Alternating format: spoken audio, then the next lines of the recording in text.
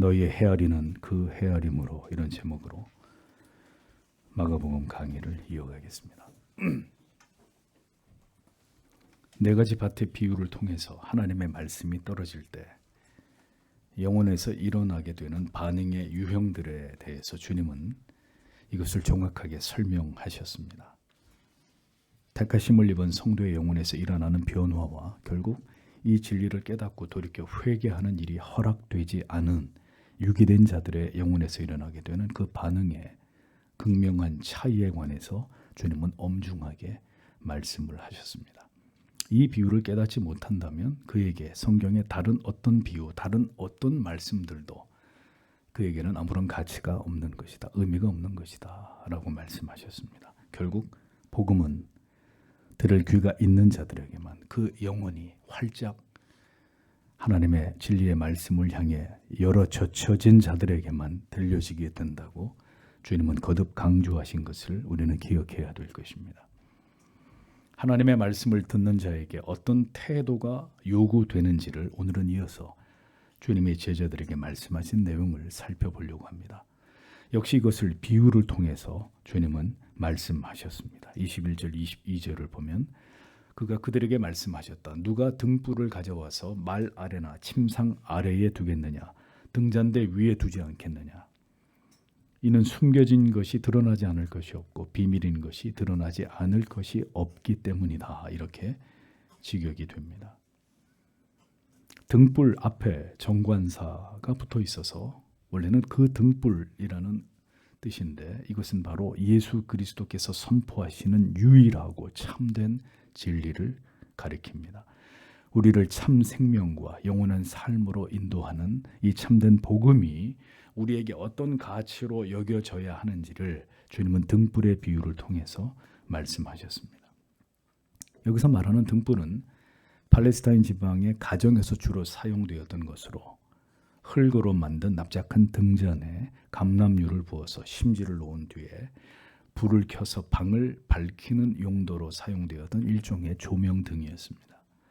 이 등잔은 보통 벽 상단에 벽 상단에 등잔 받침대를 돌출시켜서 그 위에 거치해 둠으로 온 방을 환하게 비추게 했습니다.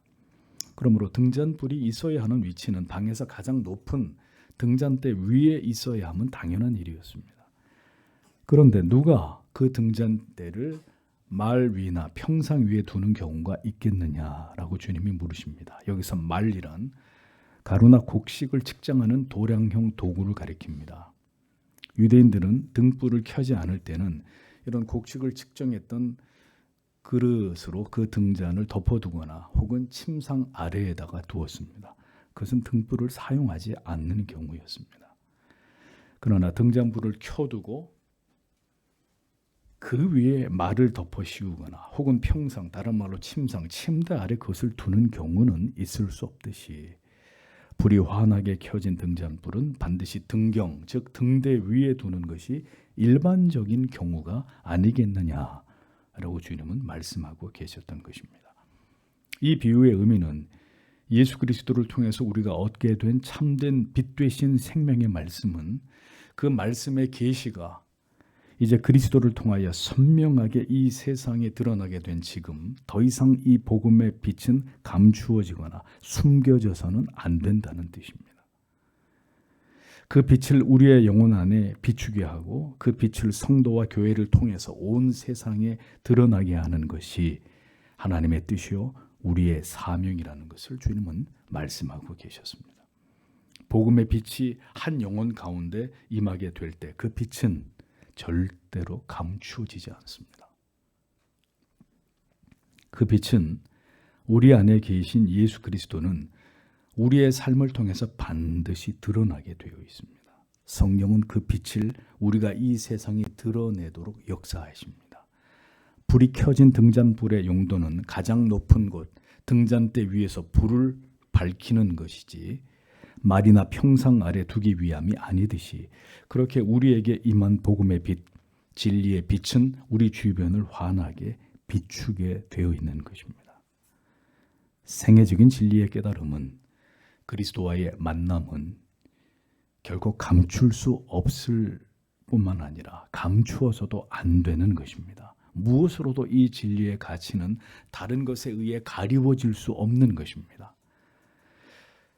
여러분 중에 누가 오랜 병이 단번에 낫게 된 명약의 효과를 보시게 됐다면, 자, 여러분 어떻게 하시겠습니까? 여러분 주위의 모든 사람들에게 이 명약의 효능에 대해서 널리 말하지 않겠습니까? 내가 이 약을 먹고 단번에 나았다고 만나는 사람들에게 선전하지 않을까요?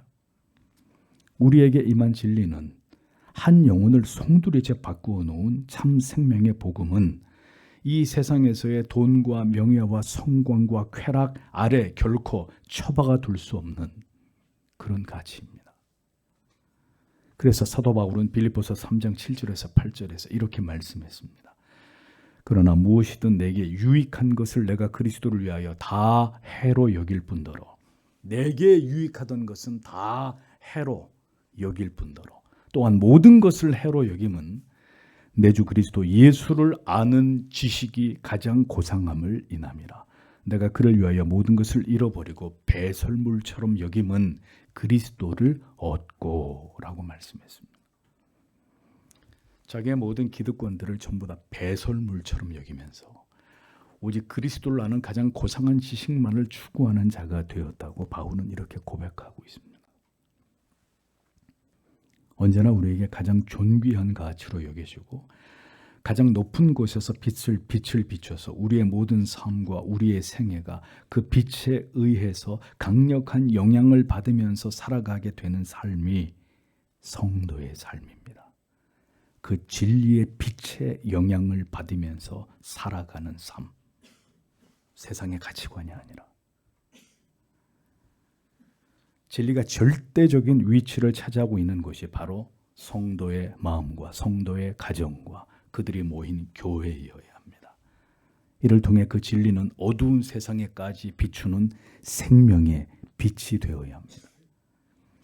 진리를 들었으면 성도는 오직 그 진리를 우리가 받은 그 빛에 관해서 더 배우고 그것을 더 나누고 그것을 더 소유하게 힘써야 합니다. 온갖 세상의 잡다한 것을 나누고 성도가 교제하는 것은 빛된 생명의 말씀의 가치를 지극히 가볍게 여기는 부주의한 태도입니다.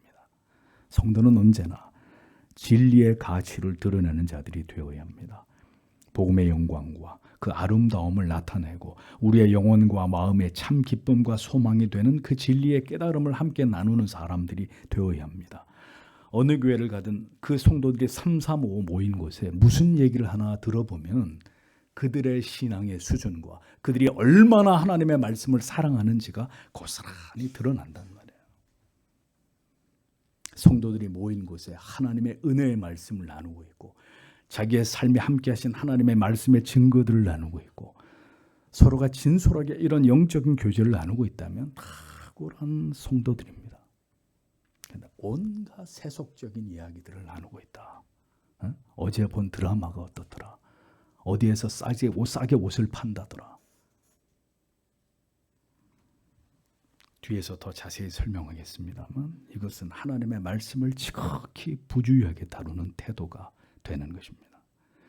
성도의 선한 삶과 행실로 그리스도를 세상에 나타내야 될 사명이 우리에게 있다는 사실을 잊어버리지 마십시오. 마태복음 5장 16절은 이같이 너희 빛을 사람 앞에 비추게 하여 저희로 너희 착한 행실을 보고 하늘에 계신 너희 아버지께 영광을 돌리게 하라 라고 말씀했습니다.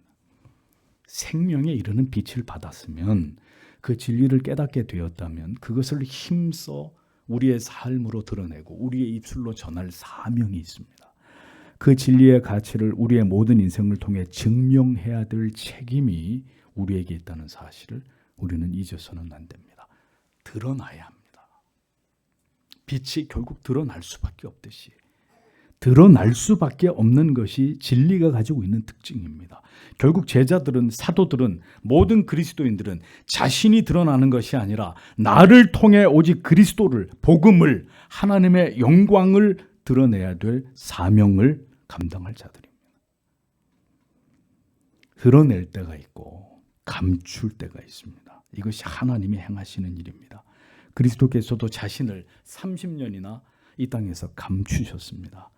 그러나 이제 자신을 드러내셔야 될 때가 이르렀을 때 온 세상에 복음이 선포되고 증거되게 하기 위해서 자신이 바로 하나님의 택하신 모든 자녀들을 구원할 메시아가 되신다는 사실을 찬란하게 나타내셨고 그 복음의 진리를 제자들에게 가르쳐 온 세상에 이 복음이 선포되게 만드셨습니다. 그리고 그 일은 주께서 다시 오실 때까지 성도와 교회를 통해서 이 땅에서 진행되도록 역사하고 계십니다. 교회는 그러므로 이 어두운 밤바다 같은 세상을 진리의 빛으로 비추는 등대와 같은 것입니다. 그렇게 숨겨졌었고 감추어졌던 복음이 이제는 온 세상에 선포되었습니다. 그리고 이제는 다시 이 복음이 사악한 인간들에 의해서 지워지고 있는 때가 도래했습니다. 이 땅에 점점 교회가 참 신자들이 빠르게 소멸되고 있는 이런 시대가 찾아왔습니다. 성도 여러분, 이래도 주님이 다시 오실 날이 아직 멀었다고 생각하십니까? 23절에 다시 들을 귀 있는 자들은 들으라고 말씀하십니다. 9절에 이어서 또다시 이 말씀이 반복되고 있는 것은 네 가지 밭의 비유와 이어지는 이 비유의 말씀이 연관성을 가지고 있다는 것을 암시하는 것입니다. 결국 신앙에서는 진리를 듣는 것, 진리가 들리고 깨달아지는 것, 그리고 이에 필요한 우리의 진지한 노력의 행위가 너무도 중요하다는 것을 주님이 거듭 강조하고 계시는 것을 볼 수 있습니다. 주님께서는 여기서도 지금 주께서 전하고 계신 말씀이 아주 중요한 의미를 담고 있다는 것을 다시 강조하십니다. 이제 하시는 말씀 또한 그 말씀을 들을 귀가 있는 자는 제한적이다 라고 말씀하시면서 이 비유를 또다시 이야기하기 시작하십니다. 모두에게 해당되는 말씀이 아니라 진정으로 하나님의 말씀을 들을 수 있도록 허락된 자들에게 해당이 되는 말씀이라는 것을 재차 강조하고 계신 것을 보게 됩니다. 네 가지 밭의 비유를 통해서 말씀을 받아들이는 영혼의 토양의 차이를 말씀하셨고 이제 이어지는 말씀을 통해서는 하나님의 말씀을 받는 자세와 태도에 관해서 교훈하신 것을 볼 수 있습니다. 24절 25절을 보십시오. 또 그가 그들에게 말씀하셨다. 너희는 주의하여 들으라. 저희가 재는 그 자로 재어질 것이고 더 재어질 것이다. 참으로 가진 자에게는 더 주어질 것이고 가지지 못한 자는 그 가진 것마저 빼앗길 것이다. 이렇게 기록이 되어 있습니다. 하나님의 말씀을 듣는 것이 얼마나 중요한지를 주님께서는 바로 이 말씀을 통해서 강조하고 계셨습니다. 마음의 밭이 옥토가 아니라면 어떤 말씀을 들어도 변화되거나 결실하기 어려울 것입니다. 그런 경우라면 이미 말씀을 들으면서부터 부주의하게 될 것이고 그 태도부터가 잘못되어 있기 때문이라는 것을 우리는 이 말씀을 통해서 깨닫게 되는 것입니다. 주께서는 제자들에게 너희는 말씀을 주의해서 들으라고 하셨습니다. 너희가 무엇을 듣는가 스스로 삼가하라 이렇게 기록되어 있죠. 삼가하라는 의미는 마음에 새겨들어라 혹은 듣는 것에 주의하라 혹은 조심스럽게 생각하라 이런 의미들을 가지고 있습니다. 그러니까 하나님의 말씀을 듣는 행위는 그냥 앉아서 아무 생각 없이 귀로만 무념무상의 상태로 듣는 것이 아닙니다. 라디오를 틀어놓고 일을 하면서 일을 열심히 하는 중에 귀로는 대충 듣고 있는 이런 듣는 행위를 의미하는 것이 아닙니다. 매우 주의 깊게 그 의미를 반드시 깨닫고 이해하고자 하는 마음으로 적극적으로 그리고 매일 정밀하게 한마디도 놓치지 않으려는 마음으로 집중해서 듣는 것을 가리킵니다. 하나님의 말씀을 듣는 시간은 우리에게 생명이 수혈되는 시간입니다. 우리에게 믿음을 불어넣으시는 하나님의 열심이 우리에게 나타나고 있는 시간입니다. 세상이 줄 수 없는 영적인 신령한 은혜와 진리의 깨달음의 빛이 어두운 죄인들의 심령을 비추이면서 우리에게 말씀을 통해서 하나님이 찾아오시는 시간입니다. 그러므로 우리는 언제든지 하나님의 말씀이 선포되는 시간을 사모해야 되고 그 말씀을 매우 주의 깊게 들어야 합니다. 더 나아가 그 말씀의 깊은 의미를 깨닫기를 성령께 항상 구해야 합니다. 하나님께서는 바로 이로써 우리를 성장해 나아가게 하시고 우리를 양육하시고 더 깊은 믿음의 세계로 우리를 이끌어 가시기 때문입니다. 우린 이러한 진지한 태도와 열정적인 자세로 우리가 하나님의 말씀을 듣고 있는가 생각해 봐야 합니다. 우리가 좋아하는 것을 보고 우리가 좋아하는 그 일을 할 때는 시간이 가는 줄 모르고 몰입을 하면서 하나님의 말씀을 듣는 일에는 여전히 많은 그리스도인들이 절대적으로 부주의한 것을 봅니다. 집중하는 마음이 심각하게 결핍되어 있는 것들을 보게 됩니다. 예배 시간에 선포되는 하나님의 말씀에 도무지 집중을 하지 못하고 예배당에 잠시 머무는 시간조차도 할 일이 없어 스마트폰을 쳐다보고 있는 이런 모습은 하나님 앞에서 참으로 부끄러운 일입니다.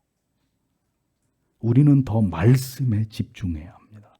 그 말씀을 통해서 내게 무엇을 말씀하고자 하시는지 하나님의 뜻을 파악하기 위해 노력해야 합니다. 예배가 끝나면 다른 이야기들을 다 뒤로 미루시고 오늘 주신 말씀으로 받은 은혜와 깨달음을 나누는 것이 하나님이 보실 때 정말 아름다운 성도들의 모습입니다. 목사는 설교를 전하면서 이 선포되는 말씀을 하나님의 말씀으로 여기고 두려운 마음으로 준비하고 전하는데 여러분은 왜 이 하나님의 말씀을 농담처럼 여기시고 지루해 하십니까? 이는 하나님의 말씀을 경시하는 태도이고 여러분의 영혼이 결코 올바로 성장하지 못하도록 스스로 회방하고 자신의 영혼을 자해하는 행위입니다. 성도 여러분, 하나님의 말씀을 우리가 진정으로 삼가 조심해서 주의 깊게 들어야 될 이유를 말씀드리겠습니다. 그것은 우리가 하나님의 말씀을 대하며 그것을 통해 깨달음을 얻는 그 정도에 따라서 우리가 하나님께 판단을 받게 되기 때문입니다. 너희의 헤아리는 그 헤아림으로 헤아림을 받을 것이요. 이 말씀의 의미는 그런 뜻입니다. 주께서는 이제 하나님의 말씀을 대하는 태도가 얼마나 중요한지에 관해서 말씀하십니다. 말씀을 듣고 깨닫는 것이 하나님께서 우리 각 사람을 판단하시는 척도가 되어 우리가 진리를 깨우치는 그 정도를 통해서 우리의 믿음이 하나님께 측정이 된다고 주님은 매우 중요한 말씀을 네 가지 밭의 비유에 이어서 이것을 교훈해 주고 계셨습니다. 즉 말씀을 얼마나 진지하게 들으며 잘 깨닫고 마음으로 흡수해서 그 말씀에 대해서 얼마나 그 영혼이 진지하고 올바른 반응을 보이는지의 그 여부를 통해서 그 성도가 가진 믿음이 하나님에 의해서 헤아림을 받게 될 것이고 즉 판단을 받게 된다고 주님은 이 중요한 진리를 우리에게 말씀해 주신 것입니다. 이렇게 드러난 믿음의 여부가 우리의 구원과 영생을 결정하는 근거가 된다는 것을 성경은 엄중하게 말씀하고 있는 것입니다. 하나님의 말씀을 듣는 일이 이처럼 중요한데도 이유 여하를 막론하고 번번이 하나님의 말씀을 듣는 자리에서 이탈하고 주의를 성수하지 않고 하나님의 말씀을 듣는 자리를 그토록 멀리한다면 여러분 우리의 믿음이 어떻게 증명될지를 그 진실함에 관해서 하나님이 어떻게 판단하실지를 생각해 보십시오.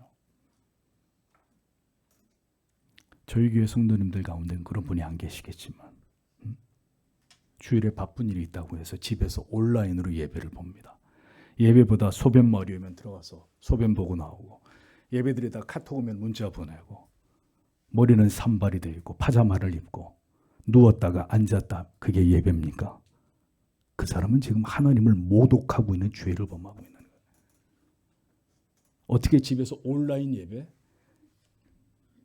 죄를 짓고 있는 겁니다. 하나님의 말씀을 경히 여기고 지극히 경히 여기고 있는 그 사람의 그 신앙으로 하나님 앞에 그는 헤아림을 당하게 된다. 그 사실을 알아야죠.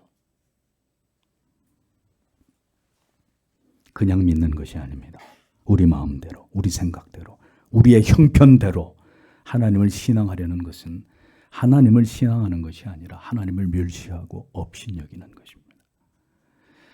연애를 하는 관계이든 혹은 친구지간이든 여러분 약속을 해놓고 번번이 약속을 어기고 혹은 약속 시간에 늘 지각을 하고 내 말을 앉아서 전혀 귀담아 듣지 않고 항상 지겨운 표정으로 만약에 내 앞에 있는 상대가 그렇게 일관하고 있다면 여러분 그 관계를 어떻게 하시겠습니까? 그래도 계속 만나시겠습니까? 계속 사랑하고 계속 우정을 돈독히 나누실 수 있겠습니까? 그런 사람과 어떻게 계속 사랑을, 우정을 나눠요? 우리는 나에 대해서 보이는 이런 무례한 모습을 절대로 참지 못하면서 우리가 하나님에 대해서, 하나님의 말씀에 대해서 그렇게 불손하고 무성의하고 부주의한 태도로 일관한다면 그것이 어떻게 하나님을 향한 참된 경외요, 사랑의 모습이라고 할 수 있겠습니까? 이는 하나님을 멸시하고 모독하는, 하나님을 막보는 행위에 지나지 않은 것임을 알아야 합니다. 누가 진정으로 구원을 받을지 알까요? 무엇이 하나님이 인정하시는 믿음일까요? 우리는 다시 한번 생각해 봐야 합니다.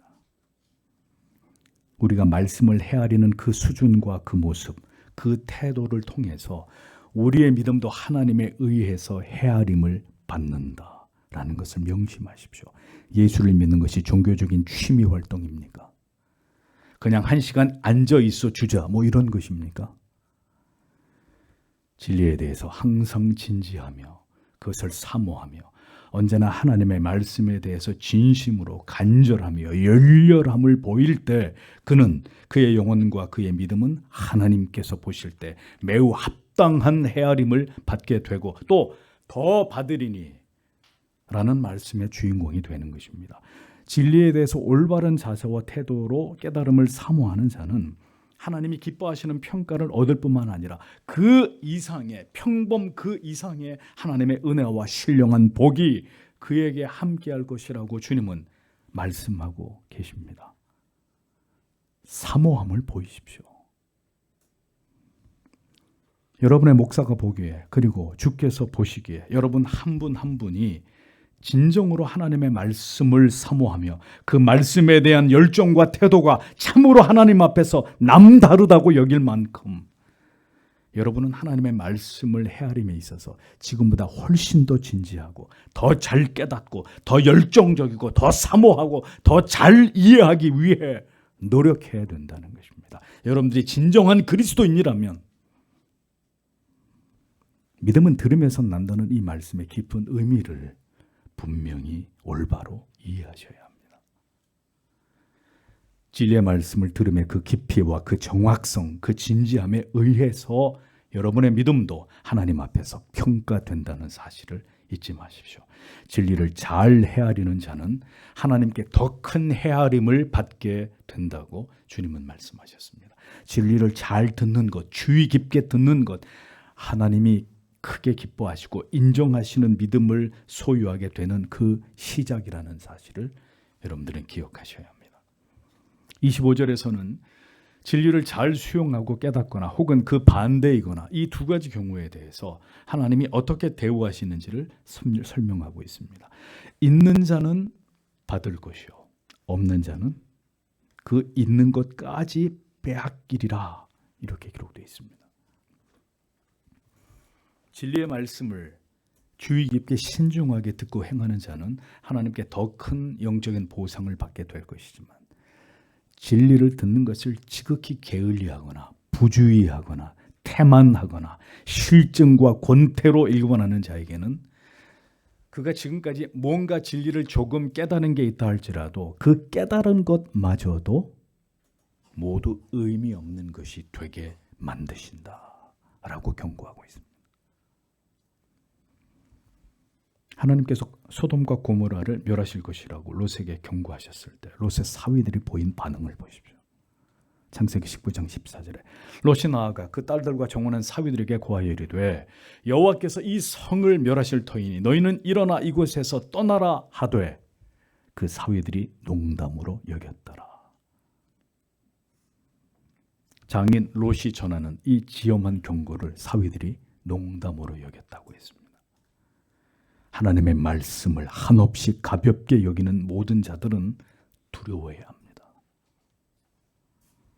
시대가 이렇게 악하게 물들어가고 온 세상이 하나님을 버림으로 그 벌을 받고 있는 이 마지막 때에도 여전히 하나님의 말씀을 한없이 가볍게 여기는 자들이 있다면 그들이 과연 하나님의 자녀이냐?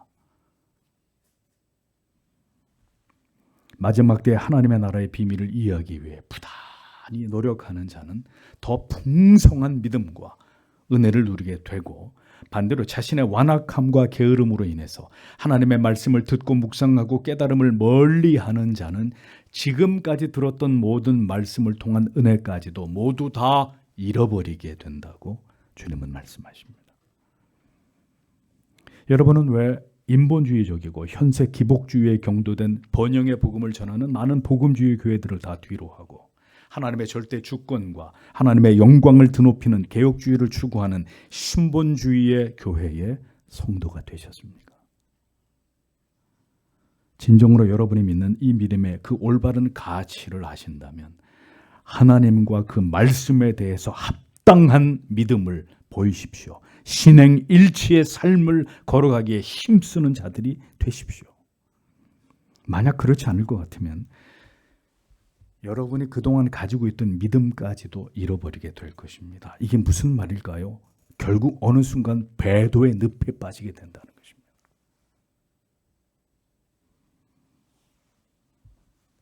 밭의 비유에 의해서 말씀을 듣는 자들의 태도까지 주님은 아주 강도 높게 이에 대해서 강조하고 계십니다. 말씀을 듣는 밭이 말씀의 부주의함으로 결국 사탄에게 빼앗기거나 뿌리가 말라버리거나 전혀 자라지 못해서 열매를 맺지 못함 같이 저 심오한 진리를 향해서 오늘도 마음과 영혼의 귀를 기울이지 않으며 더 많은 진리를 깨닫기 위해 하나님의 말씀에 대해 성실하지 않을 경우 그가 이미 가지고 있는 것까지 다 잃어버리게 된다 라고 주님은 말씀하고 있습니다. 이제 그만 들어도 되는 진리는 없습니다. 우리가 배우지 않아도 되고 알지 않아도 상관없는 하나님의 말씀은, 교리는 존재하지 않습니다.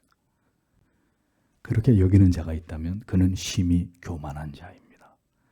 모든 성경의 말씀과 교리가 그대가 하나님의 사람으로 합당한 믿음을 갖추어 가는 일에 모두 필요한 것이라는 사실을 잊어서는 안 됩니다. 디모데후서 3장 16절 17절에 모든 성경은 하나님의 감동으로 된 것으로 교훈과 책망과 바르게 함과 의로 교육하기에 유익하니 이는 하나님의 사람으로 온전케 하며 모든 선한 일을 행하기에 온전케 하려 함이니라.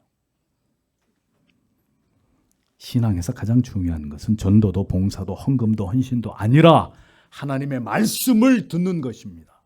그 말씀을 부지런히 듣고 깨달음으로 그 깊이와 넓이와 높이가 더해가는 것이 신앙에서 가장 중요하다는 것을 여러분들은 잊지 않으셔야 합니다. 그러므로 우리는 언제나 말씀이 선포되는 자리를 가장 사모해야 하고 우리의 삶에서 가장 중요한 시간이 바로 하나님의 말씀을 듣고 깨닫고 하나님을 더 알아가는 시간이라고 여겨야 한다는 것을 우리는 잊지 말아야 합니다. 이어지는 비유는 밭에서 자라는 씨의 비유로 오직 마가복음에만 기록되어 있는 말씀입니다. 이 말씀은 네 가지 밭의 비유의 말씀 가운데 마지막 옥토의 비유의 의미를 더 심화시킨 말씀입니다. 26절에서 27절을 보겠습니다. 또 그가 말씀하셨다. 하나님 왕국은 사람이 땅에 씨를 뿌리는 것과 같다. 그가 밤낮으로 자고 일어나는 동안에 그 씨가 싹이 나고 자라지만 그는 어떻게 해서 그렇게 되는지 모른다라고 기록이 되어 있습니다. 앞에서 언급한 네 가지 밭의 비유에서는 씨앗을 자라게 하는 토질의 중요성을 강조했다면 여기서는 씨앗을 자라게 하고 풍성한 열매를 얻게 하는 그 원동력이 그럼 무엇이냐, 여기에 초점이 맞춰져 있습니다. 이 비유를 통해서 하나님의 나라가 어떻게 우리의 마음속에 자리 잡히게 되고 그 믿음이 강력한 확신으로 자리 잡게 되는지의 그 원리를 설명하고 있습니다. 하나님의 나라는 마치 사람이 씨를 뿌림과 같다고 주님이 말씀하셨습니다. 즉 어떤 경로를 통해서든 복음을 듣게 되었을 때 이제 그 진리의 말씀이 한 사람의 영혼 안에서 어떤 변화를 이루어 가는지를 이 비유를 통해 설명하신 것입니다.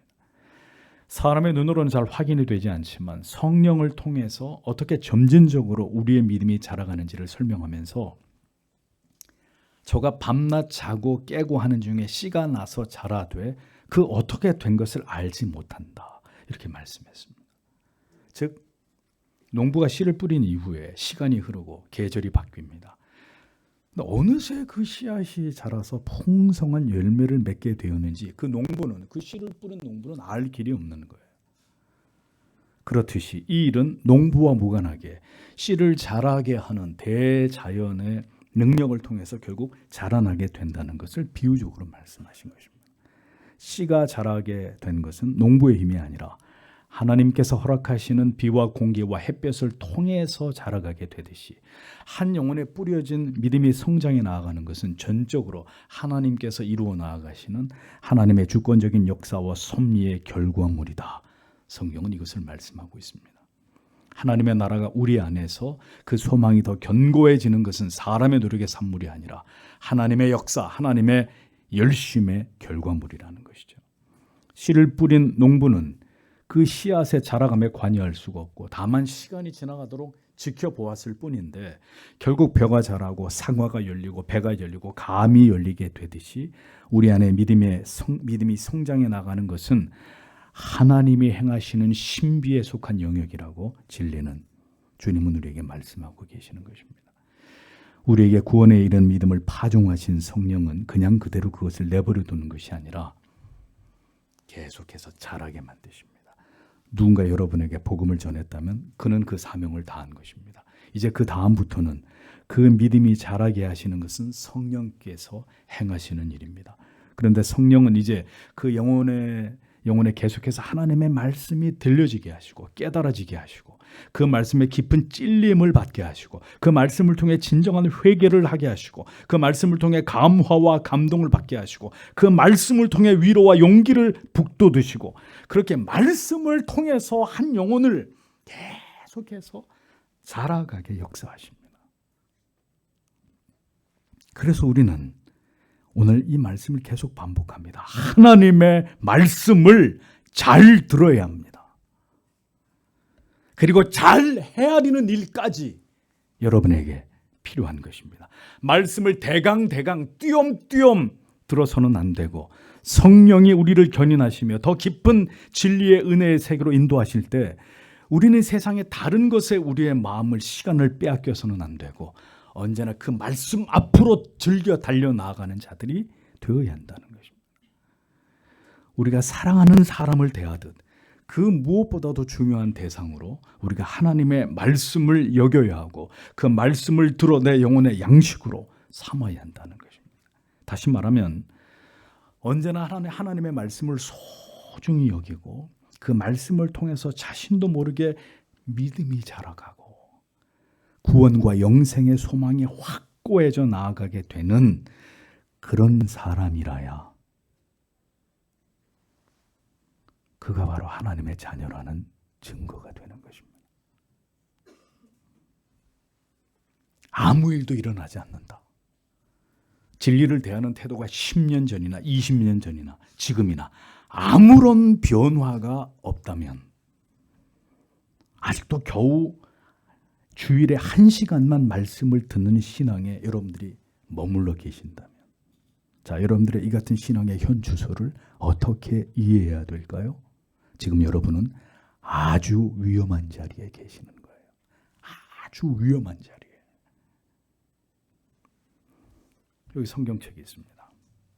이 성경책을 어떻게 쥐는 것이 가장 안전하게 어떤 일이 있어서 놓치지 않게 이 성경을 쥐는 것일까요? 이렇게 두 손가락으로?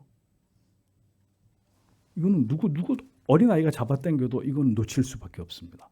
그러면 이렇게 한 손으로 잡으면 될까요? 그럼 두 손으로 잡아당기는 사람에게 빼앗기겠죠.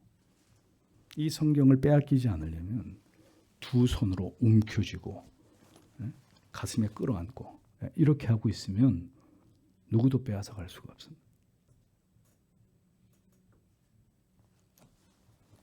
어쩌다 말씀을 듣고 보는 것이 아니라 매일 말씀을 읽고 보고 말씀이 선포되는 모든 시간에 예배당으로 향하고 그것이 여러분의 믿음을 가장 건실하게 자라게 하고 여러분의 믿음과 소망을 더욱 견고하게 만드는 첩경입니다. 주중에 기도회 모임에도 참석하지 못하는데 주일 예배도 오전 오후 온전히 하나님께 드리지 못한다면 자, 여러분의 믿음이 시간이 지날수록 어떻게 될까요? 어떻게 될까요? 하나님의 말씀에 대한 당신의 헤아림으로 당신의 믿음이 하나님께 헤아림을 받는다는 이 말씀을 가볍게 여기지 마십시오. 이 말씀을 제껴버리면 당신은 구원을 받지 못할 수도 있습니다. 말씀에 대해서 더 자람이 없다는 것은, 더 성장이 없다는 것은, 이 세상에 태어난 아기가, 어떤 아기가 태어났는데 시간이 흘러가도 전혀 자라지 않는 것처럼 심각한 재앙적인 상황입니다. 뭐 그럴 수도 있지가 아니라 재앙적인 상황입니다. 아이가 태어나서 엄마 아빠가 너무나 행복했습니다. 자, 그런데 한 달이 지나고 1년이 지나가도 아이가 보지 못하고 듣지 못합니다. 어떤 반응도 보이지 않습니다. 이내 엄마 아빠의 마음을 절망으로 가득 채우게 되고 창밖으로 들려오던 행복한 웃음소리는 가장 슬픈 절규로 바뀔 것입니다. 신자는 자라가야 합니다. 하나님의 말씀을 받아먹고 그리스도의 믿음의 장성한 분량에 이르도록 자라고 또 자라가야 합니다.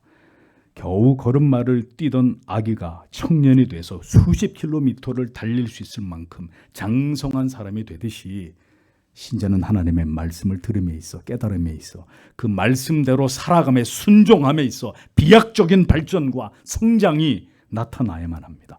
그래야 그가 자라고 있는, 성장해 가고 있는 하나님의 자녀임을 보여주는 증거를 가진 자가 되는 것입니다. 신앙은 이 모든 것을 수반하는 일입니다. 이 모든 일들이 여러분 안에서 일어나야 하는 일들입니다. 이러한 변화들이 그토록 오랜 시간 교회를 다닌 여러분에게서, 여러분의 자녀들에게서 나타나고 있습니까? 우리의 믿음은 어떤 종류의 믿음입니까? 진정 성경이 말씀하고 있는 그 생명 있는 믿음입니까? 아니면 이미 화석이 되어버린 죽은 믿음입니까? 진정으로 신앙에 있어 형식적인 교인들은 이 마가복음의 말씀을 통해서 부디 깨어나셔야 합니다. 진정한 믿음의 자리에 자신이 서 있는지를 확인해 보셔야 합니다. 그렇지 않으면 이 모든 믿음은 가짜로 판명이 날 수도 있습니다. 28절에서 29절을 보십시오. 땅이 저절로 열매를 맺는 것인데 처음에는 싹이고 그 다음에는 이삭이고 그 다음에는 이삭의 충실한 미랄이다. 열매가 익으면 곧 낫을 대니 이는 추수 때가 왔기 때문이다 라고 기록이 되어 있습니다. 여기서 말씀하는 땅은 하나님의 말씀이 잘 박히고 뿌리 내린 옥토와 같은 심령을 의미합니다. 이제 이러한 성도의 영혼에는 어떤 놀라운 변화가 일어나는지를 주님이 잘 설명하셨습니다. 진리의 말씀이 떨어진 택자의 심령에서는 놀라운 생명의 역사가 일어나기 시작합니다. 처음에는 연한 싹이 나게 되죠. 이제 막 믿음이 심겨질 때 이제 그의 영혼은 참된 말씀에 눈을 뜨게 됩니다. 그러나 진리를 듣고 깨닫는 일에는 일천할 수밖에 없는 단계에 있는 것이죠. 그러나 열심히 말씀을 듣고 배우고 묵상하고 깨달음의 시간이 차곡차곡 쌓여져 가게 되면 그 다음에는 이제 자라서 이삭이 나게 됩니다. 이삭이 나게 되고 그 이삭이 나중에는 개수를 더하면서 풍성하게 결실을 하게 됩니다. 볕단을 이루게 됩니다. 즉 말씀을 듣고 깨닫고 은혜를 받게 되는 긴 시간을 인생 속에서 지나가게 되면 그의 신앙에 여러 아름다운 믿음의 모습들이 나타나고 성화의 열매가 맺히게 되고 그 마음에 심기어진 하나님의 나라에 대한 소망은 더 풍성하게 자라게 된다는 것입니다. 더 확고하고 견고하게 내세를 바라고 소망하는 믿음으로 자라게 되어 있다는 것입니다. 이것이 옥토에서 일어나는 변화입니다. 진리가 뿌리 내리고 성령을 통해 하나님의 말씀의 은혜가 한 영혼 가운데 누적될 때 아름답게 성장해 나가는 성도의 영혼에서 드러나게 되는 모습이라는 것입니다. 변화가 사람에 따라 더딜 수 있습니다. 성화는 개별적으로 그 성화의 속도는 분명히 다를 수 있습니다. 일률적이지 않습니다. 이 변화는 전 인생 속에서 일어나는 일이기 때문입니다. 그러나 분명한 사실은 씨앗이 자라 이삭이 맺히고 그 이삭이 풍성한 곡식 단을 이루게 되는 것처럼 반드시 변화되어 가고 성장해 나아가야 한다는 것입니다. 이런 한 영혼 가운데 주도하시는 성령을 통해서 이루어지는 일입니다. 성령은 구원으로 부르신 자를 가만히 두지 않습니다. 그가 반드시 자라도록 역사하십니다. 그를 어떤 고난과 시련과 실패와 절망과 낙심으로 인도하시던 그 모든 과정을 지나가게 하심으로 그에게 천국에 들어가기에 합당한 믿음을 메달처럼 그의 목에 장식하도록 만드십니다. 베드로후서 3장 18절에 오직 우리 주 곧 구주 예수 그리스도의 은혜와 저를 아는 지식에서 자라가라. 영광이 이제와 영원한 날까지 저에게 있을지어다. 에베소서 3장 18절에서 19절에는 능히 모든 성도와 함께 지식에 넘치는 그리스도의 사랑을 알아 그 넓이와 길이와 높이와 깊이가 어떠함을 깨달아 하나님의 모든 충만하신 것으로 너희에게 충만하게 하시기를 구하노라 라고 말씀하고 있습니다. 신앙의 궁극의 목적은 그리스도를 아는 지식의 충만함입니다. 우리에게 임한 이 놀라운 구원에 대해서 하나님의 뜻과 섭리와 그 계획에 대해서 우리가 깊은 넓고 깊고 확장된 이런 지식을 우리가 소유하게 되는 것입니다. 얼마나 놀라운 일이 우리에게 일어났고 얼마나 위대한 사랑이 우리에게 임했으며 다 갚을 길이 없는 하나님의 위대하신 그 은혜가 우리에게 부어졌는지를 깨닫는 것, 그것이 신앙의 궁극의 목적입니다. 그 모든 것을 알고 이해하고 깨닫게 될 때 우리는 비로소 온 마음을 다해서 하나님을 경외하고 사랑하고 하나님을 위해 우리의 생명까지도 아끼지 않을 수 있는 믿음을 갖게 되는 것입니다. 그렇게 자라게 되었을 때 이제 무엇이 궁극적으로 우리를 기다리고 있느냐? 29절에 열매가 익으면 곧 낫을 대나니 이는 추수 때가 이르렀다라고 기록되어 있습니다. 열매가 익는다는 의미는 이제 모든 하나님의 백성들이 구원과 성화에 진력하여 이제 하나님의 나라에 들어가게 된 개인적인 종말을 의미할 수도 있고 택자 구원의 완성의 시점이 구속사의 종지부를 찍게 되는 그 최후의 날이 될 수도 있습니다. 열매가 익게 되는 때가 마침내 오게 된다는 사실을 잊지 마십시오. 열매는 익어야 합니다. 하나님의 모든 계획이 완성되는 시점, 그것이 개인이든 한 시대든 이 땅의 모든 역사이든 모든 것의 최후를 결정짓는 분은 오직 하나님이십니다. 언제 하나님의 나라가 이 땅에 도래할지, 언제 주님이 오실지, 언제 마침내 우리 각자에게 죽음이 찾아올지 알 수 없지만 모든 것은 하나님이 정하신 대로 정하신 때에 이루어진다고 말씀했습니다.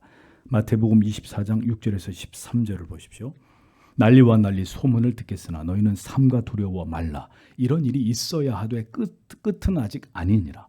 민족이 민족을 나라가 나라를 대적하여 일어나겠고 처처의 기근과 지진이 있으리니 이 모든 것이 재난의 시작이니라. 그때 사람들이 너희를 환난에 넘겨주겠으며 너희를 죽이리니 너희가 내 이름을 위하여 모든 민족에게 미움을 받으리라. 그때 많은 사람이 시험에 빠져 서로 잡아주고 서로 미워하겠으며 거짓 선지자가 많이 일어나 많은 사람을 미혹하게 하겠으며 불법이 성함으로 많은 사람의 사랑이 식어지리라. 그러나 끝까지 견디는 자는 구원을 얻으리라 라고 주님이 말씀하셨습니다.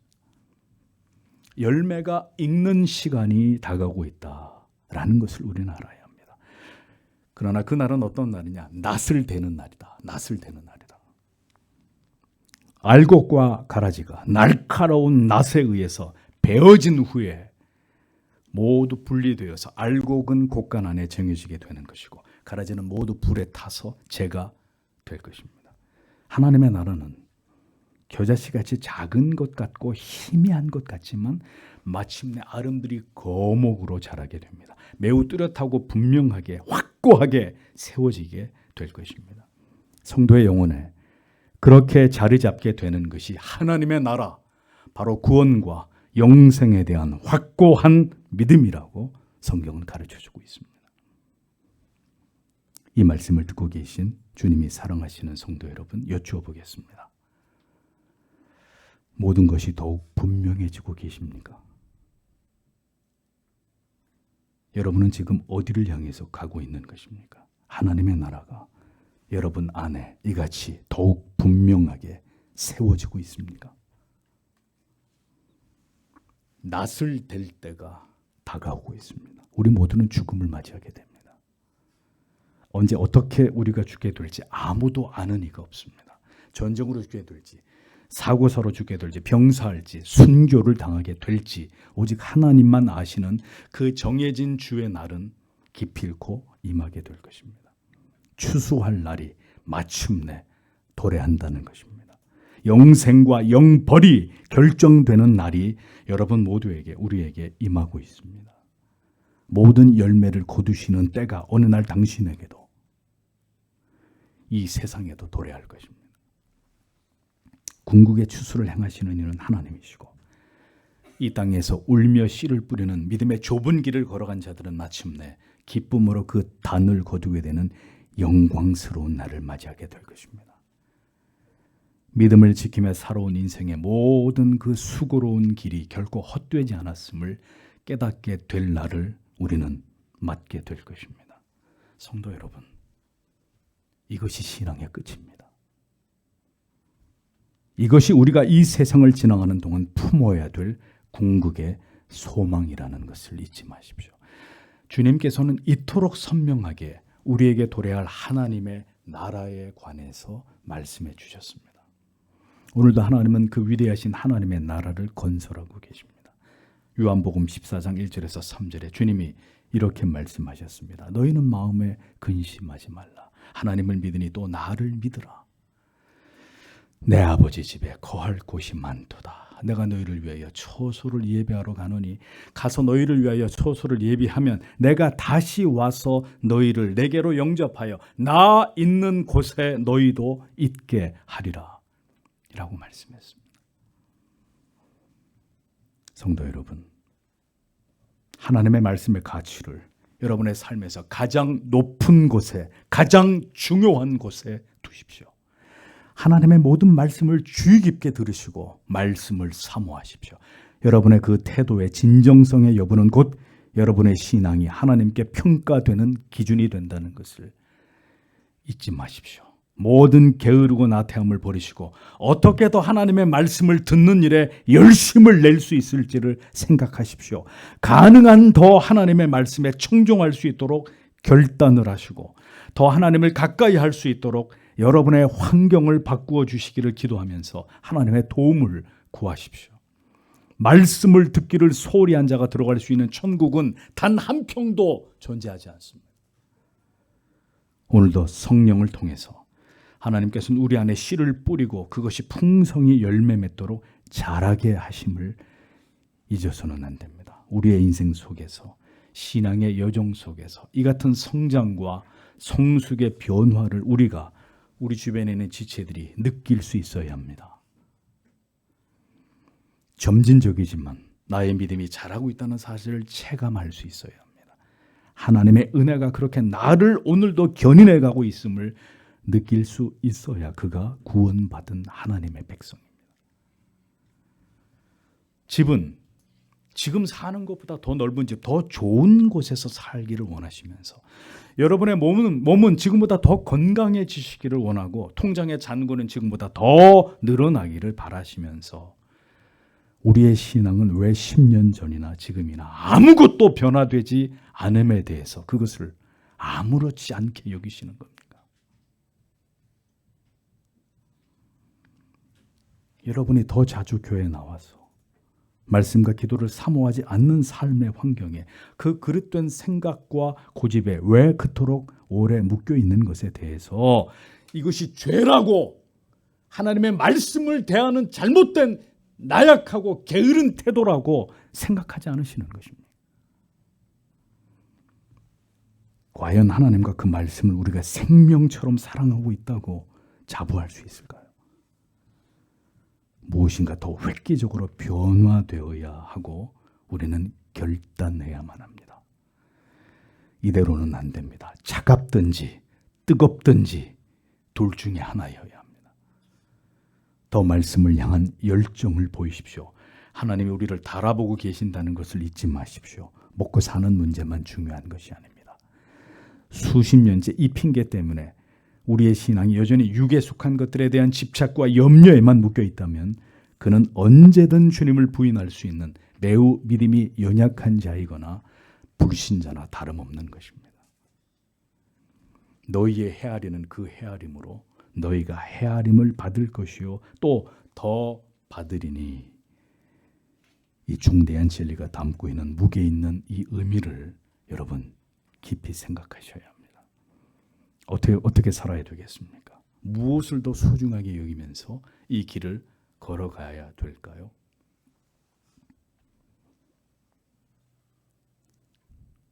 그라운드에서 뛰는 선수는 몇 명이 되지 않지만 그라운드를 가득 메운 사람들은 그들은 선수가 아닌 구경꾼입니다. 하나님의 나라는 구경꾼이 필요한 게 아니라 필드에서 승리를 위해 내가 할 수 있는 모든 것을, 모든 힘을 쥐어짜서 승리를 쟁취하게 싸우는 자들의 것입니다. 오늘도 이 진리를 깊이 생각하시고 결단하셔서 주께서 우리를 이 깊은 침체의 늪에서 건져내 주시기를 간구하시기를 바랍니다. 낫을 될 날이 머지 않았습니다. 곧 추수가 시작될 것입니다. 성도 여러분, 기도하겠습니다.